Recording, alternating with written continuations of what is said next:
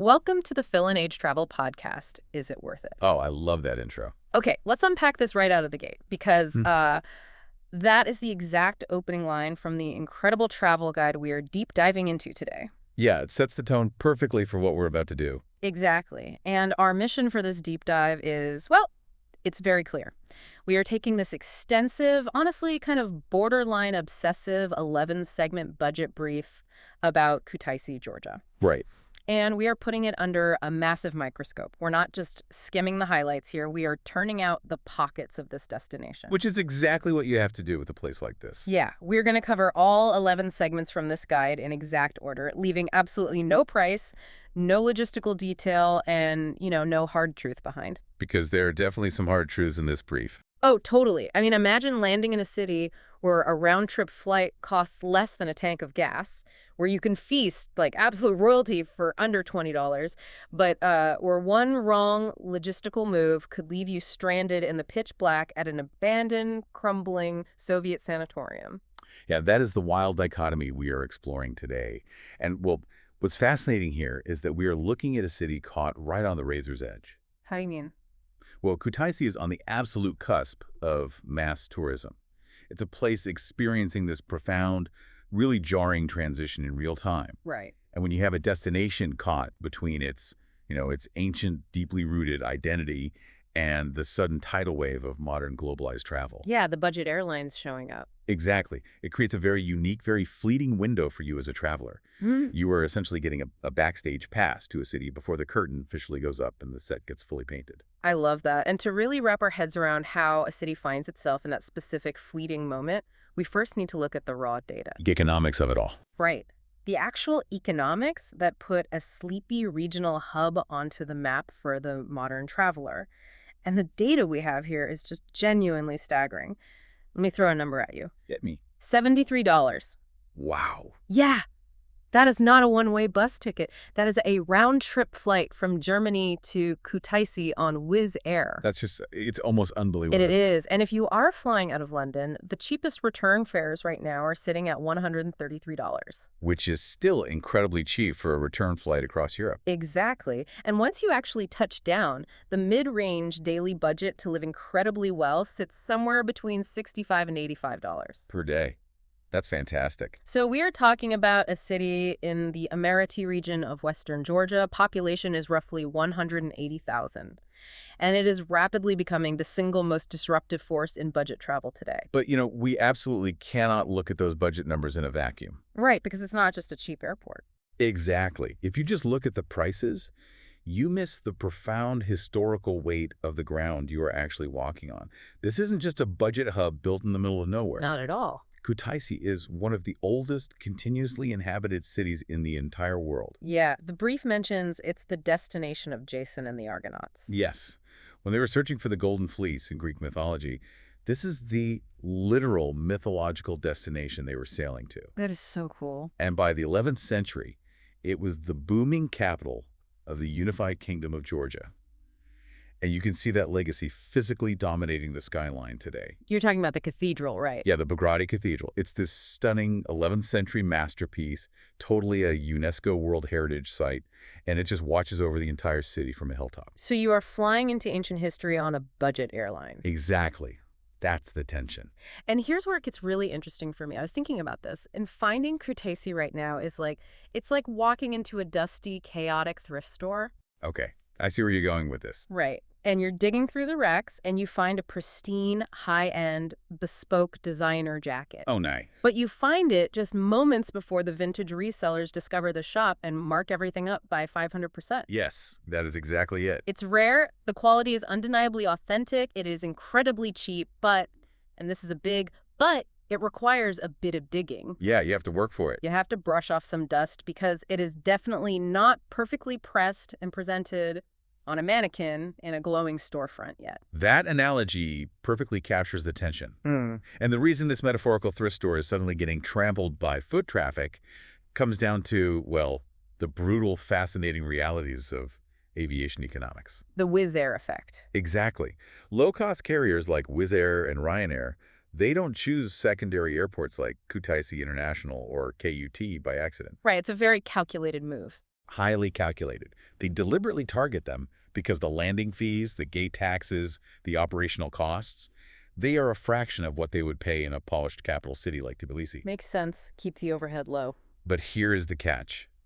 When an airline does that, they abruptly and artificially transform a sleepy regional agricultural city into a highly accessible international hub literally overnight. Just opening the floodgates. Yeah. They start dumping thousands of tourists a week onto the tarmac. And this creates an immediate visceral clash. Right, because the city isn't ready for it. Exactly. You have a rapid, massive tourist influx slamming headfirst into an ancient, unpolished infrastructure that was never, ever designed to handle it. Yeah, the brief mentions the streets are pretty rough. Rough streets. And English is extremely limited outside of a tiny, concentrated tourist circuit. You simply do not have the glossy, frictionless polish of a major European capital. Which means you are walking right into this beautiful, chaotic tension. You've got, like, organized tour groups booking out major natural wonders like Prometheus Cave and Martvili Canyon weeks in advance. Yes. While the city itself is still just trying to figure out how to patch the potholes on the roads leading up to them. It's a massive growing pain. It really is. And that brings up a crucial point from the second segment of the brief. If a city's infrastructure isn't ready for an economic boom, the absolute most important decision you make isn't where you stay. No, it's when you go. Exactly, is when you decide to show up. Precisely. Timing in Kutaisi is not just a polite suggestion. It is the fundamental make-or-break variable of your entire experience. And the briefing clearly outlines the seasonal dynamics here, right? It does, and the contrast is stark. Let's look at spring, specifically the window of April, May, and early June. That is the undeniable sweet spot. The golden window. Right. You are looking at temperatures comfortably in the mid-60s Fahrenheit, which is around 18 to 22 degrees Celsius. It's perfect walking weather. Exactly. And because of the winter snowmelt, the landscape is this vivid, aggressively lush green. Plus, the water flowing through Martvili Canyon is at its absolute most photogenic flow rate. Oh, so that's when you get those crazy turquoise water photos. Yes. Furthermore, the economic advantage is still there. Your accommodation prices are 20 to 30% lower than they will be during the summer peak. Okay, and the flight data completely backs up that spring advantage, too. Our source says return flights from London during that sweet spot are sitting comfortably between $140 and $200. That's a steal for that time of year. Right. You're getting the best weather, the best water levels, and incredible flight deals. But then we hit summer. Oh boy, yes. July and August. The brief explicitly, boldly calls this the trap. And for very good reason. Yeah, the numbers show you exactly why. The hotels that would cheerfully charge you $45 a night in May, they suddenly spike to $75 or $90. It's a huge jump. And those serene natural wonders we just talked about, the lines to get into Prometheus Cave stretched to 2 solid hours on the weekends. 2 hours. 2 hours of standing in the sweltering heat before you even see a single stalactite. Yeah, and if we connect this to the bigger picture, we have to unpack why those summer crowds are so disproportionately punishing. That's the infrastructure again, right? Exactly. Yeah. It is not just the volume of people. It is the fragility of the infrastructure. Yeah. You are dealing with single-lane access routes leading into the mountains. So buses are just getting stuck. Oh, constantly. There's a severe lack of large-scale parking for commercial coach buses, and you have these natural choke points at the ticket counters. Right, because a city like Tbilisi or Batumi has the modernized, scalable infrastructure to absorb a sudden surge of 10,000 tourists on a July weekend. Exactly.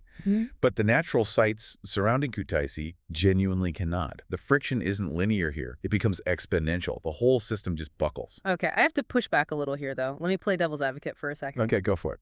We are talking about a city where a round-trip flight is $73.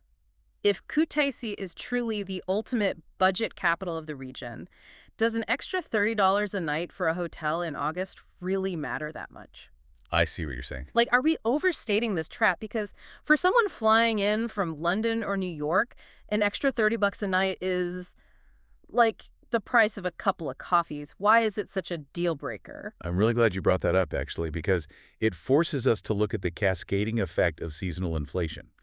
It is not just the $30 on the hotel room. Okay, what else is it? It is the price variance across the entire ecosystem. Let's look at the backpacker tier, for example.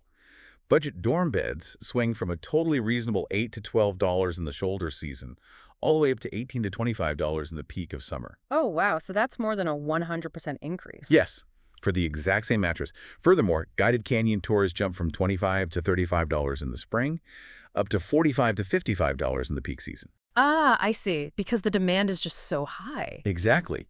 The sheer demand allows drivers and guides to inflate their group pricing. So you are paying double across the board for an experience that is objectively worse. Worse because you're standing in line. Right. You're spending half your day standing in a 2-hour line breathing in bus exhaust on a single-lane dirt road. The value proposition simply collapses. Okay, yeah. When you put it like that you're paying double just to wait in line, it completely reframes the summer trap. It really does. So if summer is a logistical nightmare and let's say you miss the spring window entirely, what are your options? Our brief points to autumn. Specifically September and October, right? Yes, that's your secondary window. The temperatures stabilize at a very comfortable 15 to 20 degrees Celsius. Nice and cool. And the visuals completely change. The Colchic forests around areas like Kutaisi, they turn this incredible, vibrant amber and gold. Okay, and the flight data here is wild.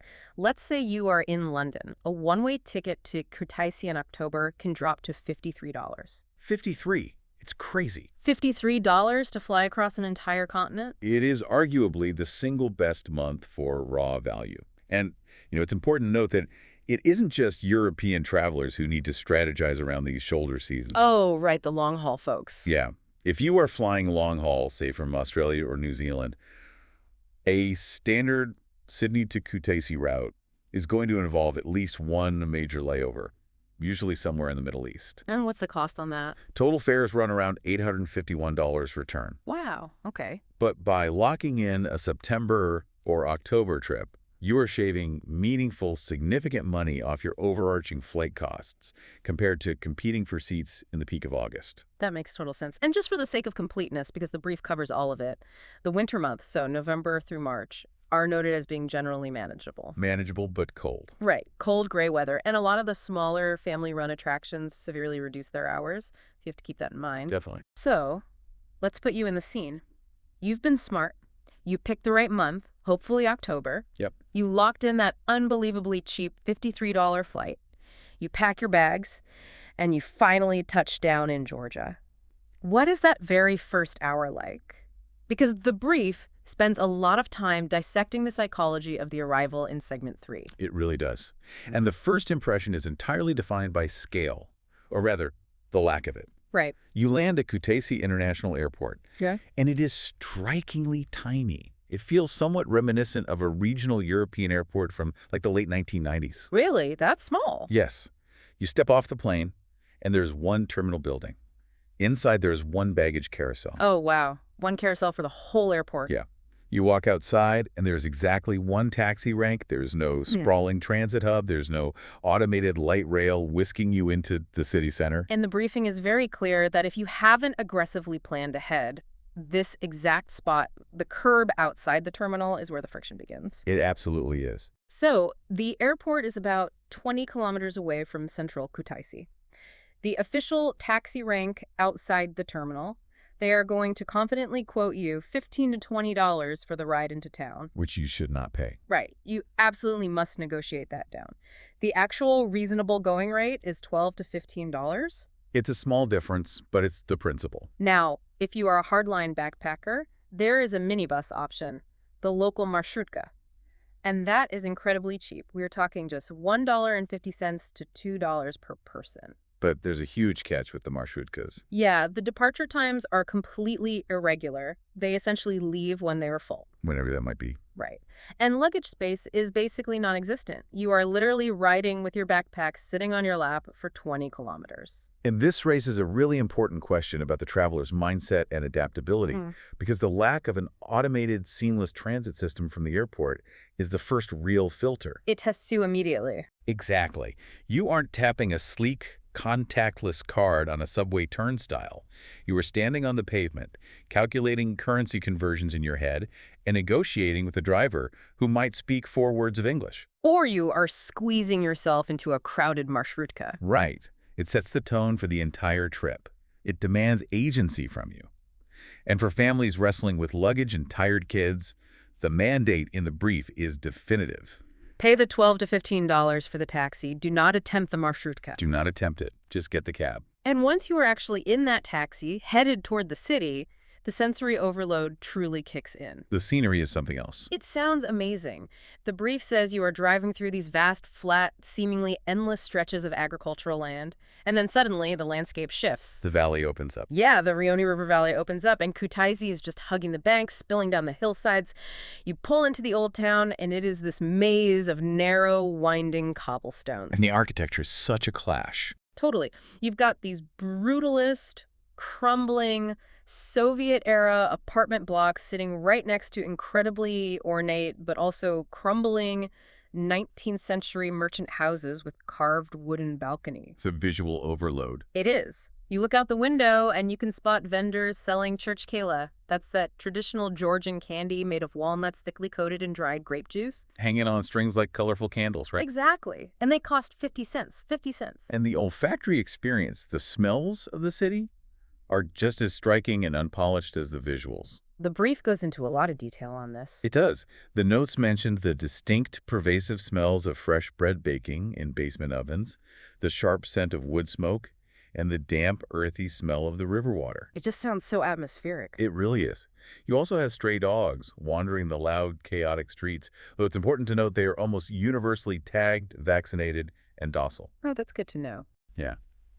But it is a completely unfiltered, visceral environment. It is profoundly far removed from the heavily gentrified, polished wine bars and boutique hotel lobbies you might find in Tbilisi today. So picture this. You are coming around the bend. The sun is setting, and you catch the silhouette of Bagrati Cathedral perched high up on the hill, dominating the skyline. Wow. Our source literally says that specific view from the approach road is worth the airfare alone. That's high praise. And I absolutely love that framing.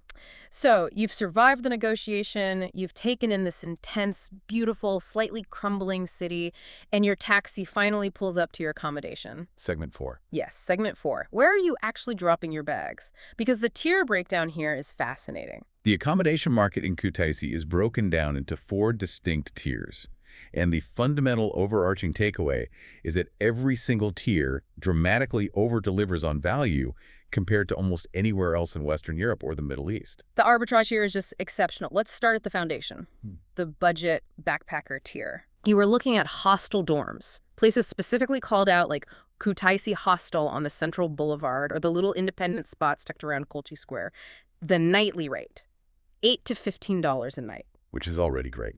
But here's the absolute kicker that blew my mind. That tiny fee usually includes a massive free home-style breakfast. Well, for $8. Yes. We are talking thick slabs of Georgian bread, local cheese, fresh tomatoes, and hot tea. $8 for a bed and a breakfast. I don't know anywhere else on the continent where you can get that kind of value. It is exceptional. And it speaks to the baseline cost of local goods there. Sure. And, as you move up the ladder to the mid-range tier, that value proposition fiercely holds its ground. Right. So let's say you want privacy. Exactly. Private rooms in family-run independent guest houses are running $30 to $45 a night. That's nothing for a private room. It's great. And if you prefer the structure and privacy of a traditional hotel, 3-star properties, places like Hotel Kutaisi Inn, they cost between $55 and $75 a night. Okay. But the detail that I could not get over in the mid-range tier is the optional food add-on. Oh, the dinners? Yes. Many of these family-run guest houses will casually offer to cook you a massive, multi-course home-cooked dinner for just $5 to $8 extra. Unbelievable. So what does this actually mean for you as a traveler? It means you can literally live beautifully, sleeping in a private room, eating sprawling, authentic, home-cooked Georgian food prepared by a local matriarch for roughly the price of a daily train commute and a sad sandwich back in London or New York. That is the exact reality. And when we look at the logistics for families, the space and the economy of scale get even better. How so? You can rent an entire private Airbnb apartment for $40 to $65 a night. An entire apartment? Yes. A standard 2-bedroom place sleeps 4 comfortably. Yeah. And having a full kitchen means you can self-cater and control your budget entirely. Oh, that's huge for families. Totally. Our analysis calculates that if you buy your groceries locally at the markets and supermarkets, you bring your daily food costs to under $10 a day. per person. Under $10 a day. It mathematically transforms the concept of a family holiday. It really does. So we've covered the budget and mid-range. What happens if you want to splash out? What does the top end, the boutique and luxury tier, look like? So the brief caps this market at $100 to $130 a night. Still so cheap. Right. And for that, you are getting access to painstakingly restored 19th century merchant houses, highly curated local breakfasts, and often on-site private wine tasting experiences in ancient cellars. That sounds incredible. It is, but there is a massive flashing warning sign attached to this tier in the brief. Oh, what is it? It warns you, in no uncertain terms, not to expect TBC-level hotel polish. Ah, and we really need to unpack what that distinction means, because it is crucial for managing expectations. Exactly. Kutaisi's version of luxury has a very handmade, deeply personal, slightly chaotic quality to it. It's not corporate. Right. It is not the anonymous, flawlessly standardized, heavily regimented luxury of a global five-star corporate chain.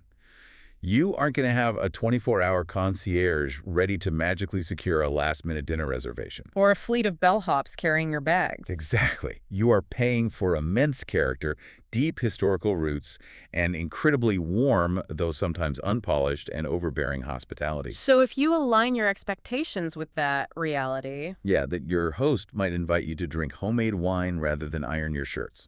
If you expect that, it is utterly charming. But if you show up expecting white glove service to solve every logistical hurdle... You will be deeply frustrated. Okay, so you've saved a small fortune on your room, whether you're in an $8 dorm or a $100 merchant house, which means you have plenty of cash left over to explore the absolute best part of Georgia. Segment 5.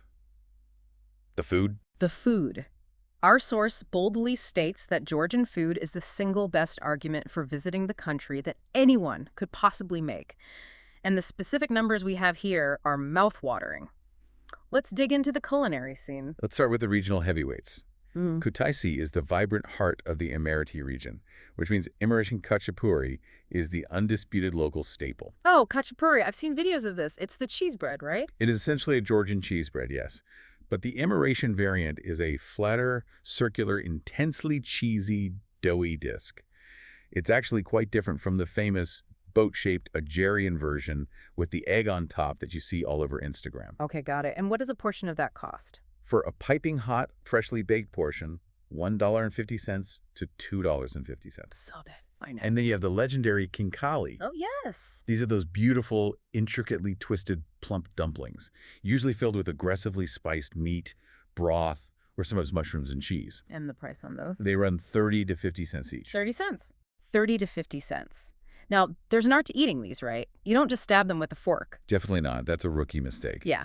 The brief says you have to pick them up by the little top knot, bite a tiny hole in the side, slurp out the steaming hot broth, and then eat the dumpling, usually discarding the doughy knot. It's an entire experience. It is. And the brief notes that a full order of 8 kinkali is enough to completely incapacitate a grown adult. Let's do the math on that. That is a maximum of $4 for a meal that will leave you absolutely stuffed. A maximum of $4. And if you decide you want a formal sit-down experience, a proper dinner for two at a mid-tier restaurant, we are talking 2 main courses, a carafe of local wine, and bottled water will run you $15 to $25 total. Wait, per person or total? Total, not per person. Total for the whole table. That truly, fundamentally alters your perception of purchasing power. The moment you realize your entire dinner bill costs less than a single cocktail in Manhattan, your brain just has to recalibrate. Oh, totally. And if we pivot and look at the grocery logistics for those self-catering families or digital nomads, the economics get even more compelling. Yeah, the supermarket prices. Right. The 2 main supermarket chains you'll encounter are Carrefour and Goodwill. A fresh loaf of local bread is 40 cents. A dozen eggs will cost you $1.20. It was amazing. And if you are there in season, a kilogram of brilliantly red, locally grown tomatoes runs between 60 and 80 cents. Your daily espresso or Americano at a local independent cafe is $1 to $1.50. And we absolutely must talk about the wine. Oh, we have to talk about the wine. Because it is the lifeblood of the country. A full liter of local wine, right off the shelf at a standard supermarket, costs between 8 and 12 Georgian lari. And what's that conversion? That translates directly to $3 to $4.50 USD. I love the way our brief contextualizes this, actually. It points out that you are routinely casually buying wine from one of the oldest, most revered winemaking traditions on the planet, right off a brightly lit supermarket shelf for the price of a generic brand soft drink in Western Europe. That is just wild to me. And this is exactly where we have to pause and discuss the immense cultural weight of what you are actually consuming. Right, because it's not just a cheap drink to them. Exactly. Georgia has a verified, documented 8,000-year history of winemaking. They utilize traditional clay vessels called kivery, which are buried underground to ferment the grapes, skins, stems, and all. So it's a completely different process. Yeah. The resulting wine, often this striking amber color, is complex and earthy. But more importantly, wine is not just a casual beverage to accompany a meal. It is the absolute immovable center of their social, spiritual, and cultural identity. Which brings us to the incredibly strict, fascinating etiquette of the Georgian table, known as the supra. Yes, the supra. The breakdown of the toasting culture is mesmerizing. I couldn't help but picture it as this beautiful, incredibly high-stakes, alcohol-fueled endurance sport. That's a great way to put it. Right. Because if you are lucky enough to be invited to a traditional Georgian table, there is a designated tamada, the toastmaster, and they lead the entire event. And these are just quick toasts, right? Not at all. The toasts are not just a quick cheers. They are elaborate, deeply philosophical, emotional speeches. They are sequential, meaning there is a strict order of topics to toast to God, country, ancestors, guests. Wow. And here's the kicker. Refusing to drink the wine after a toast is actually considered a genuine mild faux pas. They take it personally. You have to participate. Yeah.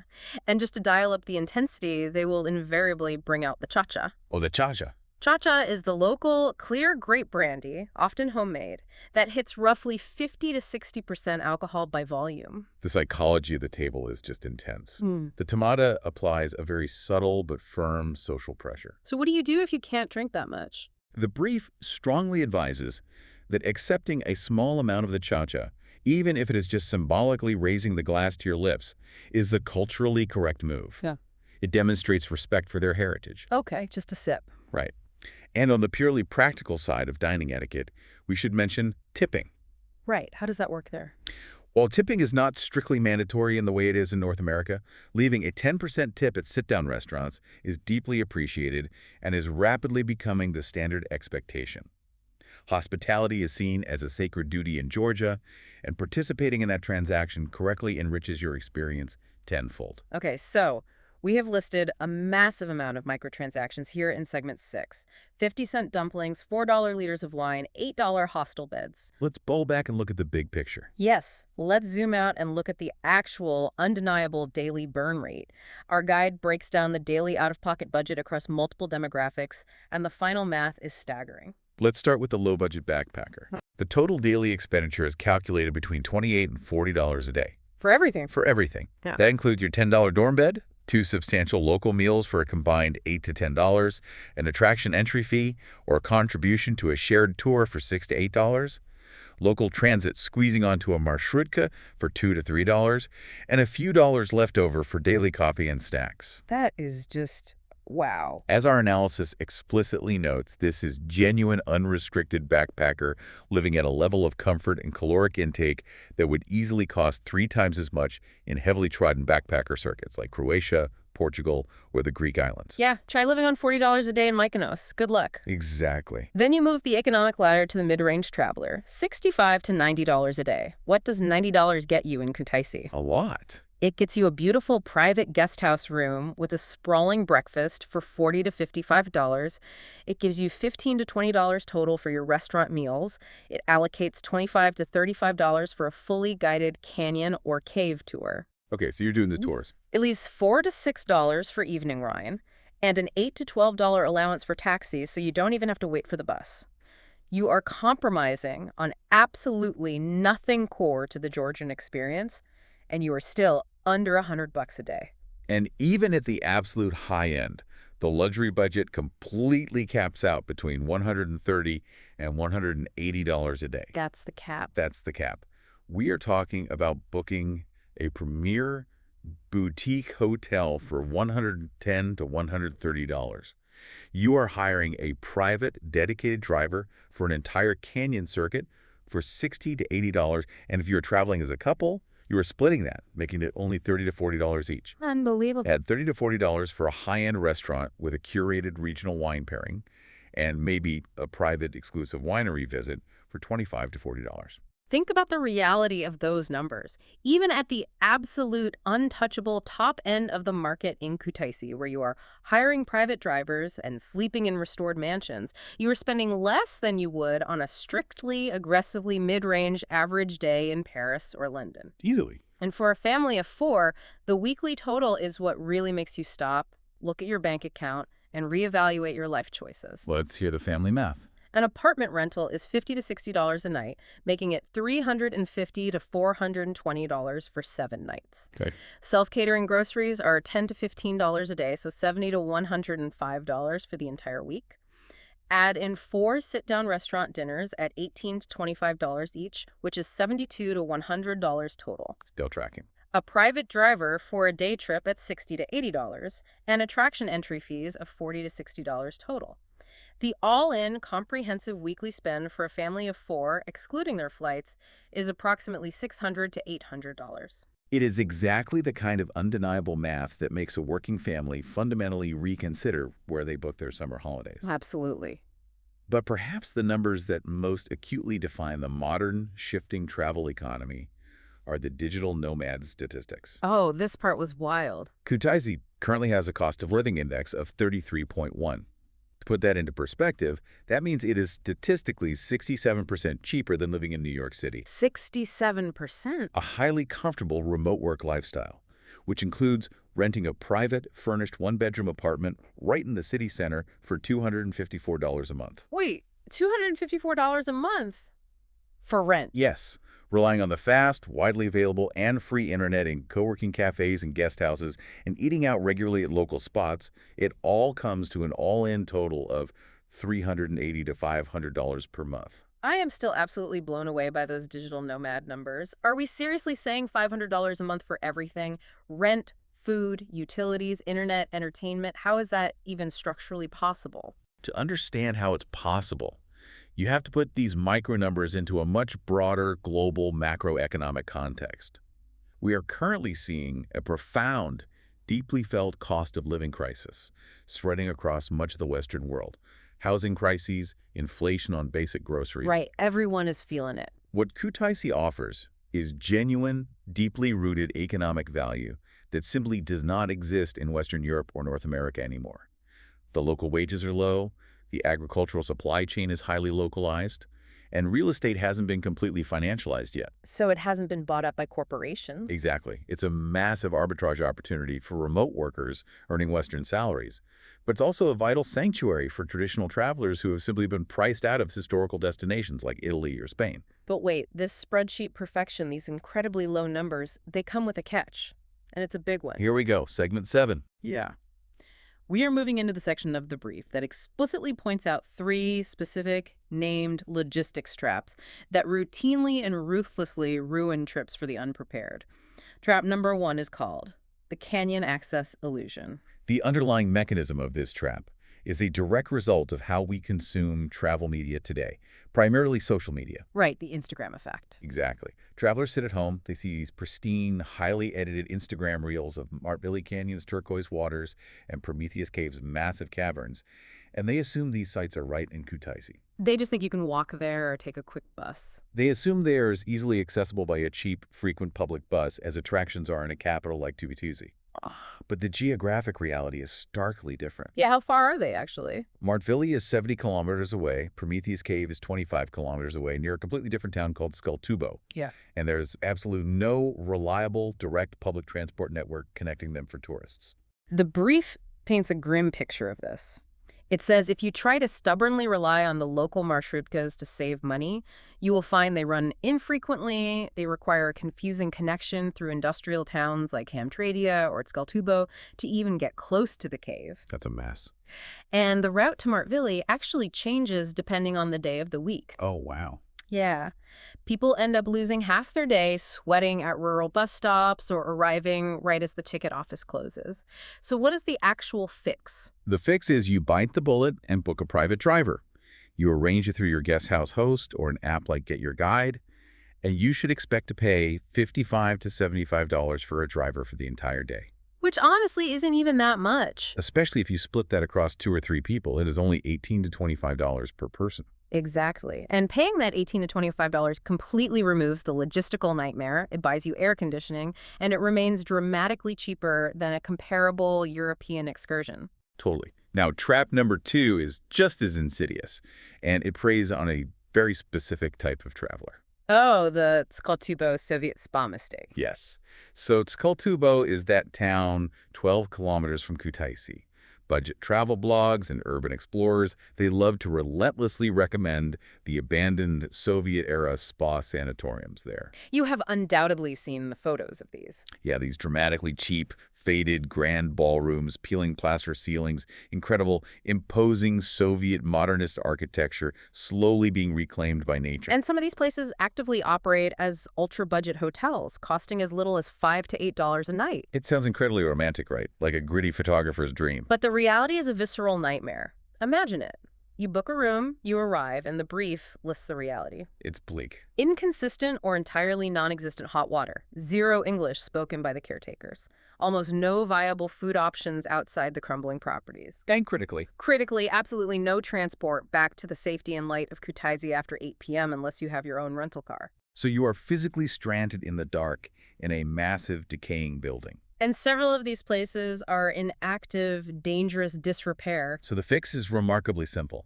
Do not sleep there. Stay in the safety and comfort of central Kutaisi, and visit Skoltubo as a fascinating 2-hour day trip or an afternoon photography excursion. Precisely. The imposing architecture is a historical spectacle absolutely worth exploring, but it is not worth the severe logistical penalty and physical discomfort of trying to use it as a base camp. And then we have Trap 3, which the brief insists is not a joke, despite how it sounds. Oh man, the Georgian wine volume miscalculation. I love this one because it sounds like a good time until it isn't. The mechanism here is that traditional guest houses and local families operate on a hyper-generous wine-inclusive model. The host pours without asking, they refill the glass before you've even requested it, Right. and they legitimately culturally consider a half-empty glass resting on the table as a slight insult, or a sign that you aren't enjoying their hospitality. And the reality is the wine is genuinely extraordinary. These rich, amber, Kevri wines are unlike anything else you've tasted. But travelers consistently, repeatedly end up drinking so much out of politeness that they completely write off their entire next morning or afternoon with a debilitating hangover. So what's the fix? You have to adopt the symbolic sip. You warmly accept every pour, you raise the glass, you take a tiny microscopic sip, and you firmly set the glass down. Just fake drinking it, basically. Yeah. But this raises an important, more philosophical question, though. Okay, what is it? When we critically look at these three traps, the severe lack of public transit to major natural sites, the decaying, romanticized accommodation disguised as authentic, and the aggressive, almost overbearing hospitality, are we actually just looking at a very polite way of saying the city's tourism infrastructure is broken? That's exactly what I was thinking reading through this. I mean, if I have to hire a private driver just to see a canyon, and I have to fake sip my wine so I don't offend my host, are these traps just a massive red flag that Kutaisi simply isn't ready for us? I would argue that this friction is the exact defining difference between authentic travel and packaged tourism. That's an interesting way to look at it. In a hyper-polished, mature destination like Rome or Kyoto, every single edge is completely sanded down for you. You are on a conveyor belt. In Kutaisi, the friction is the adventure. It requires active agency from the traveler. Exactly. Provided you actually know the fixes, like simply accepting that you must spend the $18 to $25 on a private driver instead of stubbornly waiting for a bus, the lack of seamless infrastructure becomes a protective filter. It is the very thing that preserves the integrity of the destination. Okay, navigating logistical traps is one thing, but what about fundamental bodily safety? That brings us to segment 8, safety, solo travel, and comfort. When you strip away the unfamiliarity, the general safety profile here is actually incredible. Georgia is consistently, objectively ranked as one of the safest countries in the entire Caucasus region for tourists. Violent crime targeting foreigners is extremely rare. The primary realistic concern is merely petty theft in highly crowded, chaotic areas. Specifically, the central Kutaisi market with its narrow aisles and the bustling Marshrutka bus station are the two main locations where pickpocketing is consistently reported. And the fix is universal and straightforward, right? Yeah, keep your bag secured in front of you, stay situationally aware, and do not casually flash expensive smartphones or wallets while negotiating a fare. Common sense travel rules. Exactly. The brief also has some really nuanced, empathetic advice for solo female travelers. It explicitly states that Kutaisi is generally comfortable and physically safe, but you are going to be heavily openly observed. Staring from older men, especially when you are navigating the central market and the old town, is very common and noticeable. But the text explicitly notes this is deeply culturally ingrained, rooted in curiosity about outsiders, Right. rather than being overtly threatening or predatory. Right. Solo women consistently report feeling perfectly safe, just very observed. There's also a practical religious note. You need to keep your shoulders and knees respectfully covered to enter the Orthodox churches. If you forget, they sell light scarves at every major entrance for just $1. And this explores a fascinating cultural dichotomy that Western travelers often struggle to parse. You are navigating a society that is simultaneously deeply traditionally conservative in its religious and gender norms, yet intensely, overwhelmingly hospitable to strangers. Adjusting to that environment requires a conscious, deliberate shift in your own cultural boundaries. For a perfect example, look at how Georgian culture treats children. Yes, this part was wild to read. The brief says Georgians love children with an intensity that can actually feel completely overwhelming to Western parents. Complete strangers on the street will spontaneously interact with your kids, try to photograph them, and even try to hand them food or sweets. To an American or British parent programmed for stranger danger, having an older woman walk up and hand your toddler a piece of candy might feel deeply jarring. But the brief strongly emphasizes it is rooted purely in communal hospitality and a genuine love for families, not any kind of threat. And physically speaking, the major attractions like the canyons and caves are totally manageable for kids over 6, with the wooden boat ride at Martvili specifically called out as a massive highlight for younger travelers. Awesome. The final mandatory safety note in the briefing addresses the one real systemic scam you need to be aware of, which we touched on earlier at the airport. The taxi overcharging. The fix is definitive, and it requires you to be firm. You must agree on the price of $12 to $15 before you even put your luggage in the trunk. You must state clearly that you know the central Kutaisi fare, and you must refuse the use of the meter entirely, as it will often be rigged or run on a scenic route. If the driver insists on a meter, simply walk away and find the next cab in the rank. All right, you're safe, you're fed, you've avoided the logistical traps, and you didn't get scammed at the taxi rank. Now, segment 9. What are the actual jaw-dropping highlights, and what are the brutal, honest letdowns? We have a breakdown of the best moments and honest disappointments. Starting with the high notes, Prometheus Cave is labeled legitimately, undeniably, world-class. It truly is a geological marvel. For a very reasonable entry fee of $12 to $15 per adult, you get access to a sprawling 6-kilometer network of illuminated stalactite and stalagmite chambers, deep underground rivers, and even boat rides through silent cave lakes. The entire guided experience takes about an hour. The brief notes with a bit of humor that the colored lighting installed by the management is highly theatrical, bordering on outright kitsch, with bright pinks and greens, but it somehow works perfectly within the massive scale of the caverns. Floating out of the cave on an underground river, emerging back into the warm daylight, is cited repeatedly as a genuine core travel memory. And then there is Martvili Canyon. It costs $6 to $8 to enter the park, plus another $4 to $5 if you want to do the wooden rowboat ride down the river. The sheer gorge walls, the intensely bright, moss-covered limestone, the impossibly turquoise water.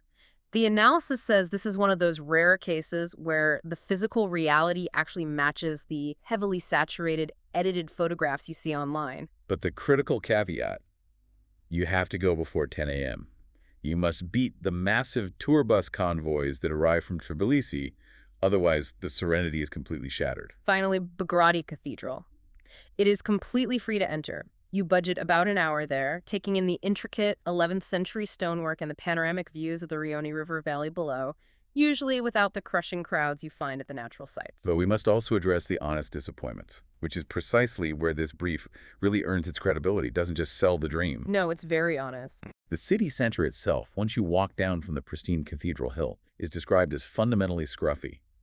You have dominating gray Soviet-era apartment blocks, rough, deeply potholed road surfaces, and genuinely challenging, pungent smells at the central market that can overwhelm you.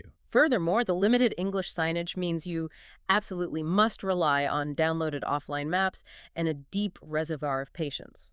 When I read that description, I immediately thought Kutaisi sounds exactly like watching a brilliant visionary indie film that suffered from terrible sound mixing. Oh, that's a perfect analogy. The core material, the ancient cathedrals, the massive caves, the thousands of years of history, is absolutely Oscar-worthy. It is profound, but the packaging, the scruffy, chaotic streets, the wildly varying quality of the local tours, it takes a lot of patience to sit through the static to appreciate the art. And the brief specifically mentions that if you spend $15 to $20 on a shared tour, you will likely get crammed into a hot, rushed minivan where you can't hear the guide. Whereas spending $25 to $35 for a small group or private tour makes a huge foundational difference in how you perceive the day. This brilliantly highlights the psychological importance of actively managing your expectations downward before you arrive.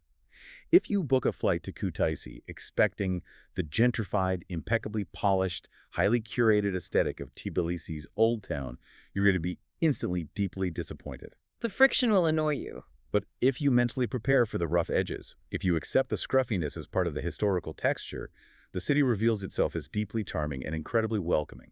But let's be real. If that all sounds like a bit too much work, if you don't want to haggle with taxi drivers or fake sick cha-cha, what are the alternatives in the region? Segment 10 outlines two distinct regional comparisons. Alternative 1 is simply heading to the capital, Tbilisi, Georgia. Tbilisi offers the exact same unparalleled access to incredible Georgian food, the Kevri wine, and the deep cultural history, but with vastly superior modernized infrastructure. You have widespread English proficiency, a booming electronic nightlife scene, and high-end, flawlessly polished hotel quality. However, that polish costs real money. A mid-range daily budget in Tbilisi runs $85 to $110 compared to Kutaisi's $65 to $85. Over the course of a week-long trip, that is a meaningful, tangible financial gap. And the flight economics reflect that capital city premium, too. London to Tbilisi flights consistently run $200 to $350 return versus Kutaisi's $133 to $238. Though it is worth noting that if you fly into Kutaisi and want to connect the two cities, a marshrutka ride between Kutaisi and Tbilisi only costs $8 to $10 and takes a few hours. But let me push back again. If Tbilisi is only slightly more expensive per day, say an extra $20 or $30, isn't that comfort upgrade absolutely worth it for the vast majority of people? Why struggle in Kutaisi when Tbilisi is right there? That perfectly encapsulates the classic trade-off continuum of travel in the Caucasus. Yes, you pay a daily premium for the polish, the high-speed internet, and the sheer ease of travel in Tbilisi. But in paying for that ease, you unequivocally lose the raw, unfiltered authenticity that makes Kutaisi so special in this exact moment. Tbilisi is rapidly becoming heavily tourist-tracked. It caters to the global nomad and the wealthy weekender. Kutaisi, because of its friction, forces you to engage with the actual, everyday rhythm of the country. It hasn't learned how to perform for tourists yet. The brief also offers a second cross-border alternative, Yerevan, Armenia. For travelers who are specifically drawn to post-Soviet character and deep ancient religious history, Yerevan runs a very affordable mid-range daily budget of $50 to $80. It boasts arguably better, more sophisticated cafe culture and diverse restaurants than Kutaisi, but Kutaisi definitively wins on the scale and accessibility of natural green attractions like the canyons. And if you are ambitious and want to do both, the cross-border bus from Tbilisi down to Yerevan is just $15 to $25. What this comparison emphasizes is that the entire Caucasus region is incredibly ripe for exploration right now. But Kutaisi holds a very specific, highly vulnerable ecological niche in the travel landscape. It is the raw entry point. Which brings us to the grand finale of our deep dive, segment 11. We have unpacked every logistical detail, debated every price point, and exposed every trap in this briefing.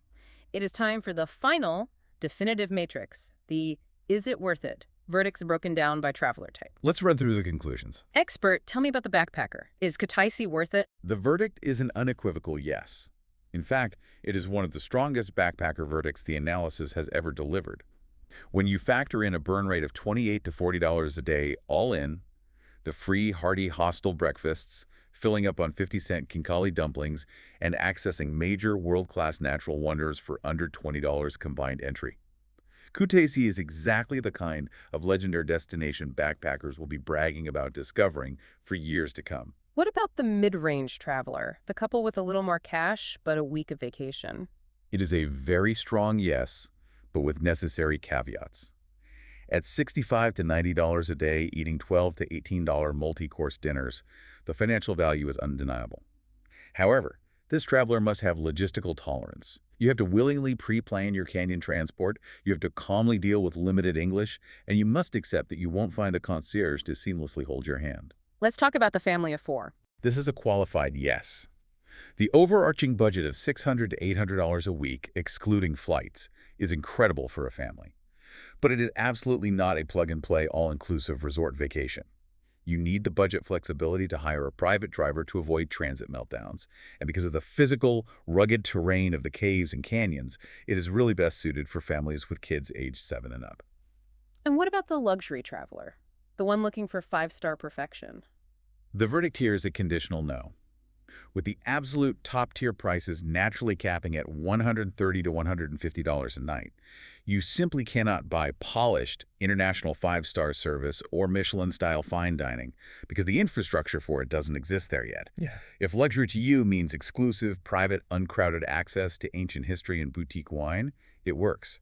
If luxury strictly means white glove service and perfection, you need to look elsewhere. And finally, the demographic reshaping the world, the digital nomad.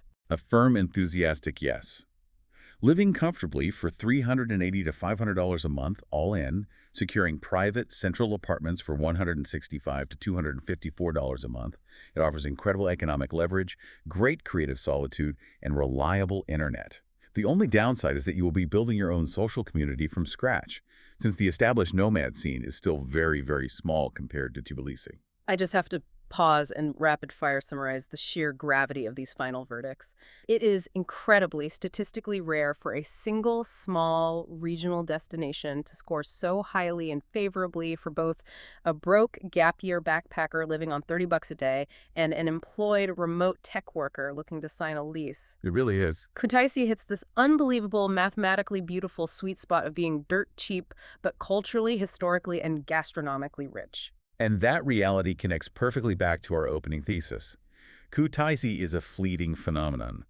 As the low-cost carriers pump more and more people onto that tiny tarmac, and as word of these 50-cent dumplings and $250 apartments goes viral across social media, this entire matrix is going to look completely radically different in 5 years. The window is closing. The infrastructure will eventually catch up, the roads will be paved, the menus will be in perfect English, but the prices will inevitably skyrocket. The window is absolutely closing. Which leaves us with a massive amount to think about, both logistically and philosophically. Indeed it does. And it leaves me with one final, lingering, somewhat uncomfortable question for you, the listener, to mull over long after we sign off.